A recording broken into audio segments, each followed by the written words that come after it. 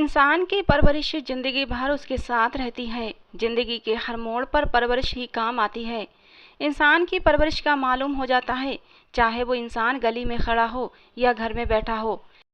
बात करने का अंदाज ही इंसान की शख्सियत में छुपी उसकी परवरिश की पहचान कर देता है। मेरा नाम अनामिका है। मेरा संबंध एक ऐसे घराने से था जहाँ बेटियों की शादी जल्दी कर दी जाती थी। मेरे पापा का अपना गाड़ियों का शोरूम था। मेरी मम्मी सोशल वर्कर थीं। घर में परवरिश करने के लिए सिर्फ मेरी एक बुआ थीं, जो दादा दादी के मरने के बाद हमारे ही साथ रहा करती थीं। मेरी मम्मी बुआ के साथ बहुत अच्छा व्यवहार रखती थीं, मगर बुआ मम्मी को हर समय बुरा भला कहती रहती थीं। पापा जब भी घर में आते तो आते ही उनको मम्मी की शिकायतें लगा देती थीं। कभी कभी पापा एक कान से सुनकर दूसरे कान से निकाल देते, तो कभी कभी मम्मी की शामत भी आ जाती थी। मम्मी जब इस बात का शिकवा पापा से करती तो पापा मम्मी को ये कहकर टाल देते कि एक रोज वो इस घर से शादी करके चली जाएगी, बस कुछ समय के लिए सब्र कर लो। मेरी बुआ, जिनकी उम्र 40 साल हो गई थी, मगर एक बार तलाक होने के बाद उन्होंने दोबारा शादी नहीं की थी। पापा चाहते थे कि उनकी दूसरी शादी हो जाए, लेकिन बुआ की शादी कहीं नहीं हो पा रही थी। मेरे मम्मी और पापा को एक साथ देखकर उन्हें जलन होती थी। बुआ को हमेशा पापा से शिकवा होता कि हर समय या तो तू अपनी पत्नी को समय देता है या फिर अपने काम को। पापा ने मेरी जिम्मेदारी बुआ को सौंप रखी थी ताकि बुआ का ध्यान बटा रहे, मगर बुआ ने इस बात को भी अपनी अना का मसला बना लिया था। वो सब रिश्तेदारों को कहती कि मेरी भाभी तो इस काबिल ही नहीं कि औलाद की जिम्मेदारी संभाल सके। तभी तो मेरे भाई ने मेरी भतीजी की जिम्मेदारी मेरे सर पर डाल दी है। मेरी भाभज को तो बच्चे पालना ही नहीं आते। बुआ ने मेरी परवरिश ऐसे की कि मुझे मेरी ही माँ के खिलाफ भड़का दिया था।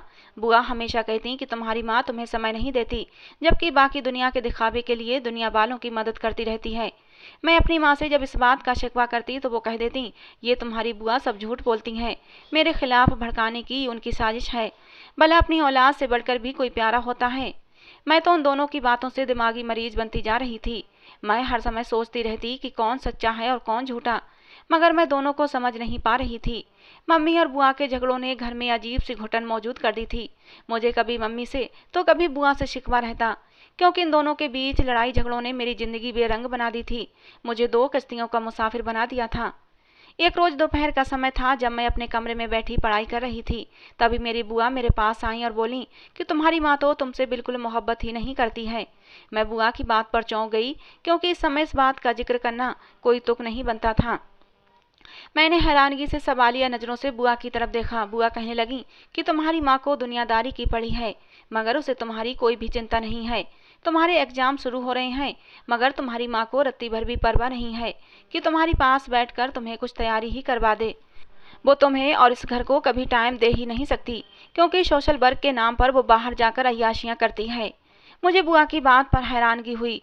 मैं कोई छोटी बच्ची नहीं थी कि मम्मी के रंग ढंग पहचान नहीं पाती। मम्मी क्या करती हैं ये बात मैं अच्छी तरह जानती थी, मगर मम्मी के लिए नफरत में वो क्या कर रही हैं उन इस बात की जानकारी ही नहीं थी। मैंने बुआ को अफसोस से देखा और मैं अपने काम में फिर से लग गई। मगर उस दिन मैं इतना तो जान गई थी कि बुआ जानबूझकर मुझे मेरी माँ के खिलाफ भड़काती हैं, मगर मैं अपनी बात साबित करने के लिए एक बार अपनी माँ से भी बात करना चाहती थी। शाम के समय जब सब खाने पर मौजूद थे, मैंने मम्मी से कहा कि मम्मी, क्या आप मेरी खातिर अपना सोशल वर्क छोड़कर मुझ पर ध्यान नहीं दे सकती? पहले तो मेरी माँ मेरी बात पर चौंक गई। उनके चेहरे से ऐसा लग रहा था जैसे मैंने उनसे उनका सब कुछ छीन लिया हो, उनके जीने की वजह ही छीन ली हो। मगर मुझे देखना था, वो इस बात को साबित करना था कि मेरी बुआ जो कह रही हैं वो गलत है या सही। मैंने मम्मी से दोबारा सवाल किया, क्या आप मेरी खातिर अपना सोशल वर्क छोड़ नहीं सकती?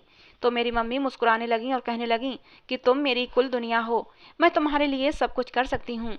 और फिर मेरी माँ ने मेरी खातिर सब कुछ छोड़ दिया। मगर मैं जब भी स्कूल से वापस आती तो दरवाजे के बाहर बहुत सी औरतों की भीड़ लगी होती थी।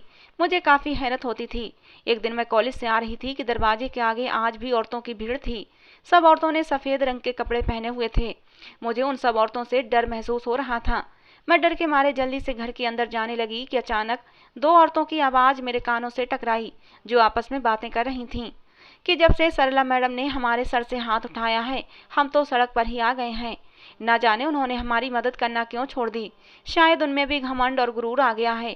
जबकि दूसरी औरत कह रही थी कि ऐसा नहीं हो सकता, वो इतने सालों से हमारे साथ हैं और हमारी मदद कर रही हैं। विधवा होने के बाद हमारी ससुराल वालों ने हमें अपने पास नहीं रखा, तब सरला मैडम ने ही हमारी मदद की थी।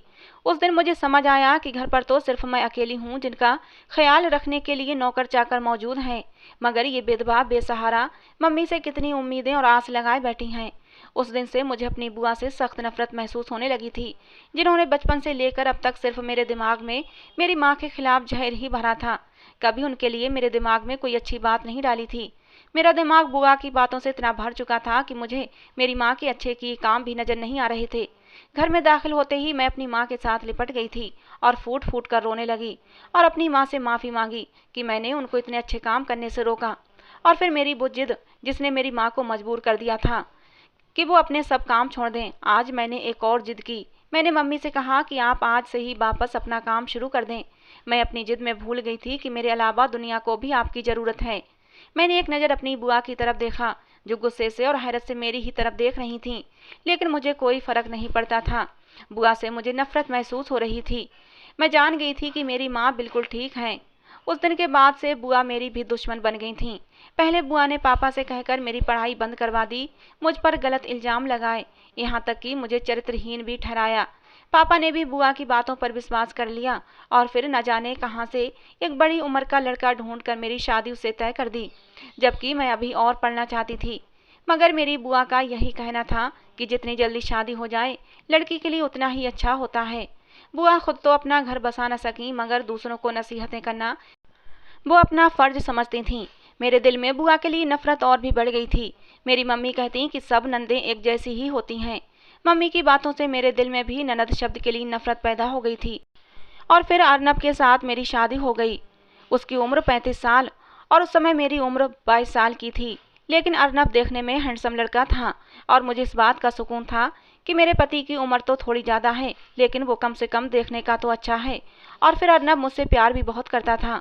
मुझे अब अपनी ज़िंदगी से कोई शिकवा नहीं था। मेरी शादी जहाँ हुई, मेरे पति की एक ही बहन थी जिसकी उम्र अभी 14 साल थी। मैं जब शादी करके अपने ससुराल गई तो मेरी ननद मुझसे मिलने तक नहीं आई थी, जबकि मेरे पति का कोई और बहन भाई नहीं था। ससुराल में सिर्फ मेरी सास, मेरे पति और एक ननद रोशनी ही थी। मेरा पति बहुत ही चुप चुप रहने वाला आदमी था। घर का माहौल भी बहुत अजीब था। उस पर मेरी ननद की अकड़ ने मुझे ननद से बेजार कर दिया था।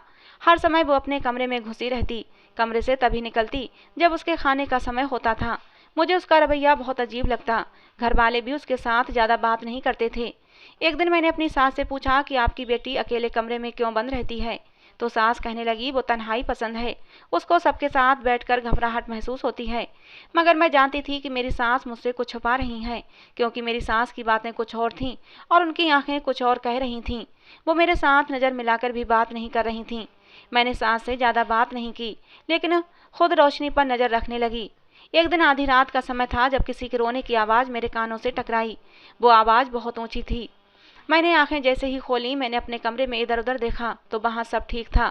अर्नब भी सो रहे थे। मगर अगली सुबह मेरे हैरत की हद न रही जब मेरी सास ने मेरे पति को बताया कि रोशनी कुछ महीनों के लिए अपनी नानी के घर रहना चाहती है। कुछ समय बाद हम उसे वापस ले आएंगे। मुझे सास की बात हैरत में डाल गई थी, मगर मैं खामोश रही। लेकिन ये कुछ महीने मैंने बहुत ही बेचैनी से गुजारे थे। कुछ महीने के बाद जो हुआ उसको देखकर मेरे हैरत की हद न रही थी जब मैंने रोशनी के हाथों में एक छोटा सा बच्चा देखा। मेरी ननद तो अभी सिर्फ 14 साल की थी और उसने एक बच्चा जन्म दे दिया था, मगर मेरी सास के अलावा इस बच्चे को और मेरी ननद को कोई देख भी नहीं रहा था। सब उन दोनों से नफरत कर रहे थे।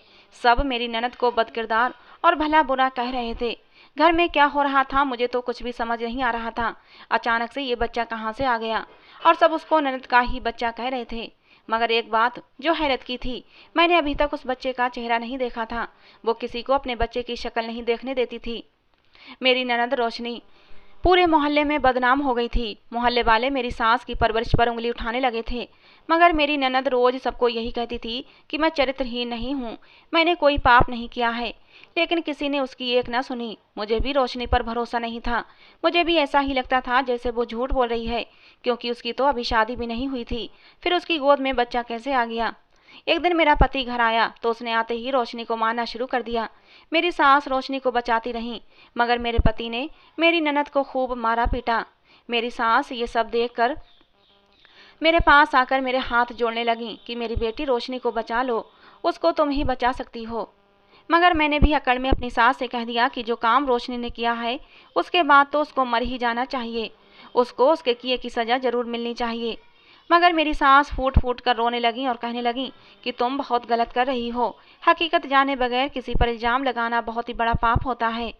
मगर मेरे ऊपर कोई भी फर्क नहीं पड़ा था। मेरे पति ने मेरी ननद पर जुल्म के पहाड़ तोड़ दिए। मेरी सास को रोशनी का गम ले बैठा और मेरी सास हार्ट अटैक आने से मर गई। मोहल्ले वाले और रिश्तेदार आना शुरू हुए तो मैंने ऊंचा ऊंचा रोना शुरू कर दिया कि मेरी सास की मौत मेरी ननद की बदनामी की वजह से हुई है। पूरा मोहल्ला और रिश्तेदार मेरी ननद रोशनी को भला बुरा कहने लगे। मैंने अपने पति को भी बहकाया कि मोहल्ले वाले तुम्हें बातें बता रहे हैं कि तुम एक बदकिरदार बहन के भाई हो। लोहा गर्म हो तो उसको तोड़ने में आसानी होती है। मोहल्ले वालों ने जब रोशनी को बातें बताना शुरू की तो मेरी ननद अपने बच्चे को छुपाए कमरे में चली गई। सास की अर्थी उठी तो मेहमान भी धीरे धीरे अपने घरों को चले गए। अंतिम संस्कार के बाद मेरा पति घर आया तो बहुत गुस्से में था। बाहर लोगों ने रोशनी का नाम ले लेकर उसका जीना हराम कर रखा था। मैं भी लोहा गर्म देखकर अर्नब को खूब भड़काने लगी कि तुम्हारी बहन एक चरित्रहीन लड़की है, उसको इस घर में रहने का कोई हक नहीं है। बल्कि मैं तो कहती हूँ उसको इस दुनिया में रहने का ही हक नहीं है। तुम्हें रोशनी को उसके किए की सज़ा जरूर देनी चाहिए। अर्नब तनफन करता कमरे में चला गया। अब तो मैंने भी सोच लिया था कि मैं रोशनी को इस घर में नहीं रहने दूंगी।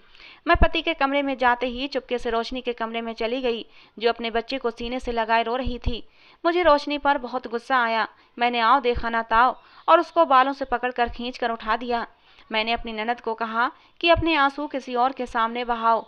तुमने जो करना था वो तो तुमने कर लिया, अब मुंह छुपाए घर के अंदर क्यों बैठी हो? हिम्मत है तो घर के बाहर जाकर सब लोगों का सामना करो। तुमने अपने भाई को कहीं मुंह दिखाने के काबिल नहीं छोड़ा है। वो लोगों के सामने सर झुकाकर चलता है। लोग उस पर उंगली उठाते हैं कि एक चरित्रहीन बहन को कैसे घर पर बैठाकर रखा हुआ है। मैंने रोशनी को खूब बुरा भला कहते हुए घर से निकाल दिया। रोशनी रोती रही पर मैंने उसकी एक भी ना सुनी। अब मैं बहुत खुश थी। मुझे ऐसा लगा जैसे मैंने अपनी माँ का बदला पूरा कर लिया हो। मगर मैं भूल गई थी कि हर इंसान एक जैसा नहीं होता। हर किसी की अपनी मजबूरी होती है, हर किसी का अपना नेचर अलग होता है। वो मेरी बुआ थी और यहाँ मेरी ननद रोशनी है। मेरी माँ का बदला मेरी बुआ के साथ है, मगर मैं वो बदला अपनी ननद से क्यों ले रही थी? पहले पहले मुझे खुद डर महसूस हुआ कि शायद मेरा पति मुझ पर गुस्सा करेगा कि तुमने मेरी बहन को घर से क्यों निकाल दिया। जब मेरे पति ने मुझसे पूछा कि रोशनी कहाँ है तो मैंने उसे साफ शब्दों में कह दिया कि तुम्हारी बहन को मैंने घर से निकाल दिया है। जब तक वो इस घर में रहती तब तक बदनामी का कारण बनती, तब भी मैंने उसे घर से निकाल दिया है। मुझे लगा मेरा पति मेरी बात सुनने के बाद मुझ पर बरस पड़ेगा, मगर पति का रवैया मेरी उम्मीद के बिल्कुल उलट था। जब मेरे पति ने कहा कि तुमने बहुत अच्छा किया है, ऐसी लड़कियों को तो जिंदा गाड़ देना चाहिए। मगर अगली ही रात मुझे घर में कुछ अजीब सी हलचल महसूस होने लगी। मैं सारा दिन घर के काम करती, पर रात होते ही रोशनी के कमरे से रोशनी की सिसकियों की आवाज़ें आती। मुझे लगता कि शायद ये मेरा वहम है, क्योंकि रोशनी तो कमरे में है ही नहीं। मैंने तो उसे कब का निकाल दिया है, मगर फिर भी मुझे ये आवाज़ें सुनाई दिया करती थीं और मैं इसे अपना वहम समझती रही और इसे भूल जाती थी। लेकिन अब मुझे डर लगने लगा था, क्योंकि वो कमरा तो खाली था। इस बार जब रोशनी की सिसकियों की आवाज़ आई तो मैं रोशनी के कमरे की तलाशी लेने गई, मगर वो कमरा तो बिल्कुल खाली था। वहाँ तो कुछ भी मौजूद नहीं था। धीरे धीरे मेरा डर बढ़ने लगा। मैं सारा दिन तो कामकाज में लगी रहती, मगर पति के आते ही जल्दी से अपने कमरे में चली जाती। मैं बाहर रात के समय बहुत कम निकलती थी। मेरी हरकत मेरा पति भी देख रहा था, मगर कुछ बोलता नहीं था। एक दिन रोशनी के कमरे से दोबारा से रोने की आवाज़ें आने लगीं तो मैं डर के मारे एकदम कमरे में आ गई। मेरे चेहरे की उड़ी हवाइयाँ देखकर अर्नब एकदम से चौंक गया और कहने लगा, क्या हुआ, ऐसे डरी सहमी क्यों हो? तो मैंने अर्नब को सब हकीकत बता दी। अर्नब मेरी बात सुनते ही चौंक गया और कहने लगा, ये तुम्हारा वहम है, ऐसा कुछ नहीं है। रोशनी का कमरा तो उसके जाते ही बंद हो गया था और उसके बाद वहाँ तो किसी के रहने के आसार ही नहीं थे। मैंने खुद अपनी आंखों से कमरे में जाकर चेक किया था, लेकिन मैंने महसूस किया कि मेरी बात सुनने के बाद मेरे पति के चेहरे से भी परेशानी झलक रही थी, जैसे कि उसे मेरी बात की बिल्कुल भी उम्मीद ना हो। मगर फिर भी मेरे पति ने मुझे दिलासा दिया और मुझे समझाकर खुद सो गया। लेकिन मैं उस रात सो नहीं पाई। मुझे थोड़ी थोड़ी देर के बाद अपने कानों में रोने और चीखने की आवाज़ें सुनाई दे रही थीं। सारी रात बेचैनी से कटने के बाद अगली सुबह मैंने सोच लिया था कि मैं रोशनी के कमरे की तमाम चीज़ें बाहर फेंक दूंगी ताकि कमरा पूरी तरह खाली हो जाए। मैं अपनी एक पड़ोसन को अपने घर बुला लाई, जो मेरी बहुत अच्छी दोस्त भी बन गई थी, और उसके साथ मिलकर सारा सामान पड़ोसी के घर ही भेज दिया।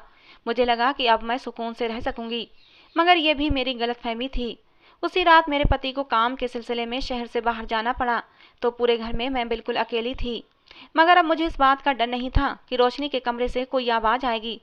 मैंने खुद के लिए खाना बनाया और जैसे ही कमरे में जाने लगी, रोशनी के कमरे की लाइट जो सुबह से बंद थी एकदम से जलने और बुझने लगी। ये दृश्य देखकर तो मैं एकदम से डर गई। मैं जैसे ही रोशनी के कमरे के पास गई, लाइट एकदम बंद हो गई। मैंने डरते डरते जैसे ही रोशनी के कमरे का दरवाज़ा खोला तो मेरी चीख निकल गई, क्योंकि सामने रोशनी का बेटा और खुद रोशनी मौजूद थे, जो बहुत ही बुरी हालत में थे। फटे पुराने कपड़ों में रोशनी बरसों की बीमार लग रही थी, मगर वो बड़बड़ा रही थी कि मैं बेकसूर हूँ, तुमने मुझ पर जुल्म किया है, तुमने अपने पति से भी कहकर मुझ पर जुल्म करवाया है और मुझे घर से निकाल दिया है। मैं तुम्हें कभी माफ़ नहीं करूँगी। मैं चीख मारते हुए वहां से घर के बाहर की तरफ भागी। दरवाजे पर ही अर्नब से टकरा गई। अर्नब ने मेरी खराब हालत देखी तो मुझे कंधों से पकड़कर झिझोड़ने लगा। क्या बात है अनामिका, तुम इतना घबराई हुई क्यों हो? मैंने कहा, रोशनी के कमरे में रोशनी और उसका बेटा मौजूद है, वो बहुत ही बुरी हालत में है। मेरे पति ने मुझसे कहा कि ये सब तुम्हारा वहम है और आखिर तुम इतना सोच क्यों रही हो, खुद को रिलैक्स करो, ऐसा कुछ भी नहीं है। अर्नब के आने से मेरा डर थोड़ा कम हो गया था। मैंने सोचा जरूर ये मेरा वहम ही होगा, क्योंकि मैं हर समय रोशनी के बारे में ही सोचती रहती हूँ, इसीलिए मुझे हर तरफ रोशनी दिखाई देती है। मैंने अपने पति के सामने अच्छा बनने का नाटक करते हुए कहा, न जाने वो दोनों बेचारे किस हाल में होंगे, हमें उन्हें इस तरह घर से नहीं निकालना चाहिए था। मेरा पति कहने लगा, जो हुआ सो हुआ, अब इस बात को तुम्हारे दोहराने का कोई फायदा नहीं है। मेरा पति मुझको तसल्ली देते हुए कमरे में चला आया, मगर अब मुझे दिन रात बेचैनी रहती। एक दिन मैंने अपने पति से पूछा कि रोशनी तो बहुत छोटी थी, फिर उससे इतना बड़ा पाप कैसे हो गया? मेरे पति ने कहा कि ये एक राज है और मैं अपनी माँ से वादा कर चुका हूँ कि मैं ये राज कभी नहीं खोलूँगा। मेरे पति ने मुझे सच्चाई बताने से इनकार कर दिया तो मुझे अब थोड़ी थोड़ी शर्मिंदगी महसूस होने लगी थी। रोशनी के साथ मेरी कोई जाति दुश्मनी नहीं थी, मगर जो मैंने अपने घर में अपनी मम्मी और बुआ के बीच देखा था, यहाँ भी नंद और भाभी का वही रिश्ता समझकर उसकी बुनियाद पर मैं खुद को असुरक्षित महसूस कर रही थी और मैं अपनी ननद पर जुल्म करना शुरू कर दिए थे। उसे घर से बाहर निकाल दिया था। न जाने वो पहले से कितनी तकलीफ में थी, मैंने उसे घर से बाहर निकालकर उस पर और भी दुखों के पहाड़ तोड़ दिए थे। अब धीरे धीरे मैं दिमागी मरीज बनती जा रही थी। ऐसा लग रहा था कि मैं पागल हो जाऊंगी। मुझे हर समय हर जगह सिर्फ रोशनी ही नजर आती थी और उसका बच्चा।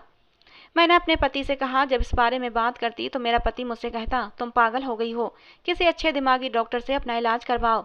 अब मेरी हालत इतनी ख़राब हो चुकी थी, मैं खुद ही ज़ोर ज़ोर से चीखें मारने लगती थी। और फिर एक दिन मेरे पति ने मुझे एक डॉक्टर के पास ले गया और मेरा इलाज चलने लगा। मैं मशीनों में जकड़ी बिस्तर पर लेटी हुई थी जब अर्नब मेरे पास आया। कहने लगा, कैसा महसूस कर रही हो? बेबसी इंसान को किसी काबिल नहीं छोड़ती, सच कह रहा हूँ ना? मैं अपने पति की बात पर हैरान रह गई। मैं चौंक कर सवालिया नज़रों से अपने पति की तरफ देखने लगी कि इसके इस तरह सवाल करने का क्या मकसद है। वो एकदम जोर से कह कहा लगाकर हंसने लगा और कहने लगा, काश मुझे अपनी बहन की हकीकत पहले मालूम होती तो कभी तुम जैसी झूठी और चालाक औरत के हाथों रुस्वा न होता। मैं अपने पति के बात करने के अंदाज पर हैरान रह गई। मेरे पति ने कभी मुझसे ऐसे बात नहीं की थी। उसने तो हमेशा मेरे साथ मोहब्बत से बात की थी। मैंने अपने पति से पूछा, क्या हुआ है, तुम ऐसे क्यों बात कर रहे हो? तो वो कहने लगा, तुम तो ऐसे देख रही हो जैसे तुम्हें कुछ पता ही नहीं है। मेरे पति ने कहा कि मैं नहीं जानता कि तुम किस मकसद के लिए हमारे घर आई थी, मगर मैं इतना जानता हूँ कि तुम्हारी वजह से हमारा हंसता बसता घर बर्बाद हो गया है। जब से तुम आई हो तब से हमारी खुशियों को नज़र लग गई है। बड़े बुजुर्ग बिल्कुल ठीक कहते हैं कि एक औरत ही घर को संवार सकती है और एक औरत ही घर को बर्बाद भी कर सकती है। तुमने मेरी बहन के खिलाफ मेरे अंदर गलतफहमी को और भी ज़्यादा बढ़ा दिया ताकि मैं अपनी बहन पर जुल्म करूं, और मैंने ऐसा ही किया। अगर मरने से पहले मेरी माँ मुझे सच्चाई न बताती तो आज भी मैं तुम्हारी बातों के बहकावे में आ जाता।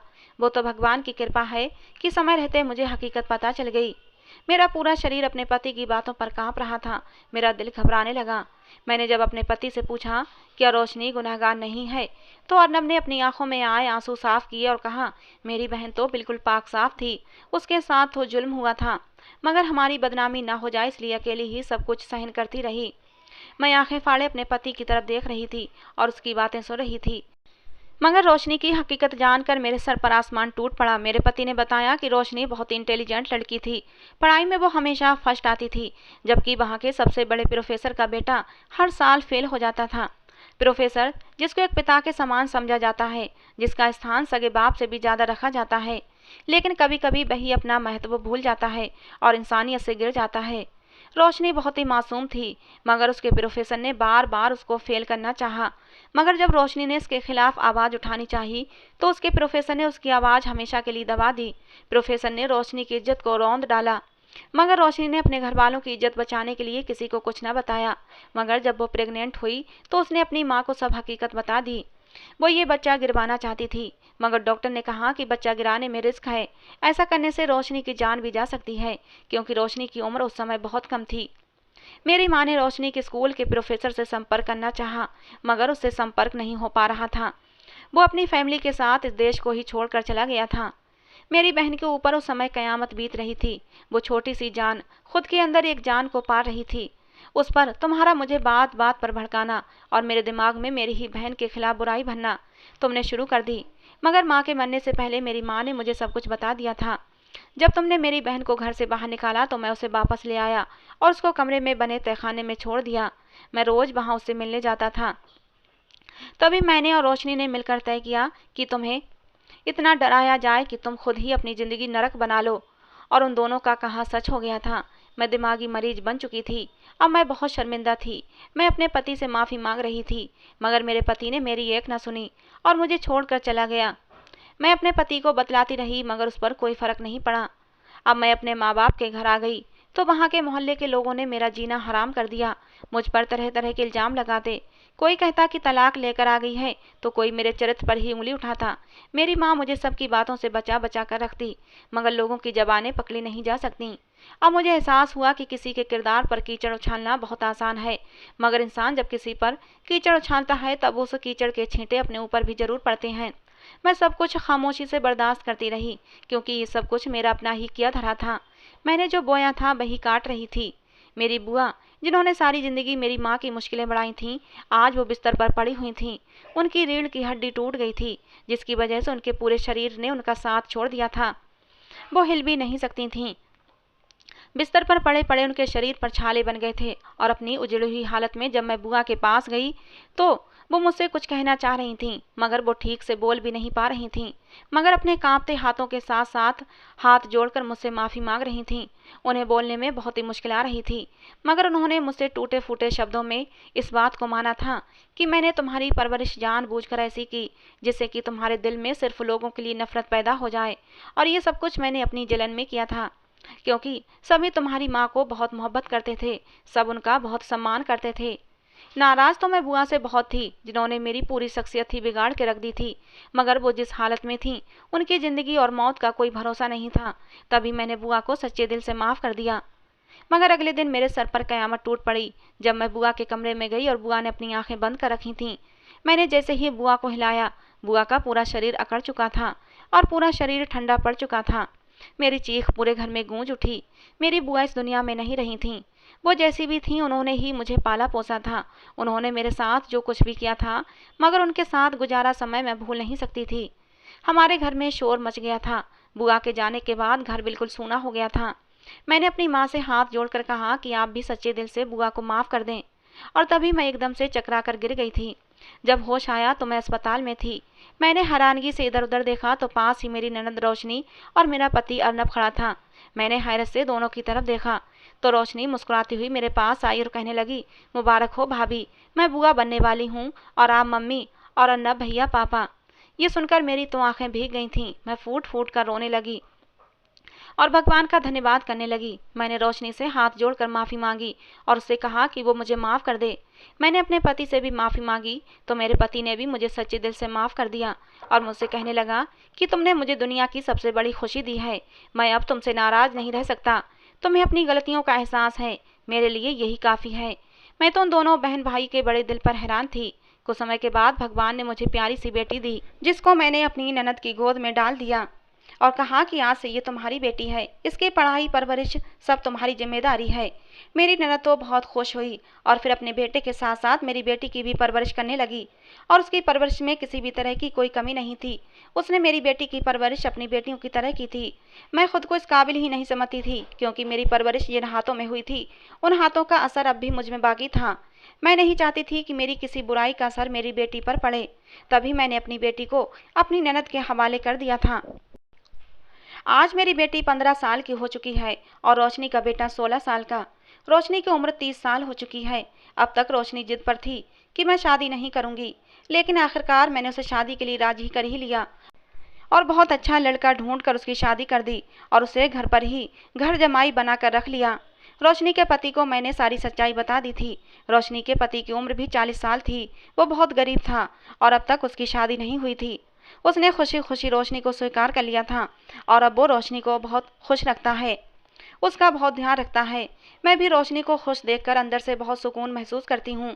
गम के बादल छट चुके थे, खुशियाँ अपने पर फैलाए हम सबका इंतजार कर रही थीं।